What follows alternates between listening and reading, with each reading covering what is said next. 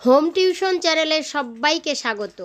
আজ ছোটদের জন্য স্বাধীনতা দিবস উপলক্ষে একটি কবিতা আবৃত্তি করে শোনাবো।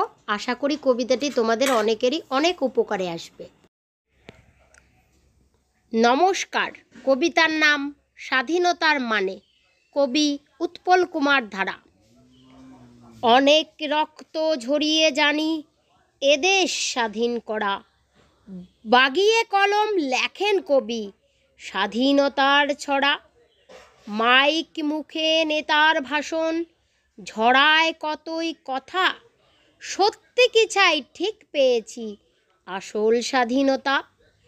ইংরেজরা দেশ ছেড়েছে অনেক বলিদানে, পাই না খুঁজে তবুও আজও স্বাধীনতার মানে। স্বাধীনতার মানের খোঁজে 7টি সমুদ্র পেরিয়ে গিয়ে ডিঙিয়ে পাহাড় হাঁটছি অনেক দূর।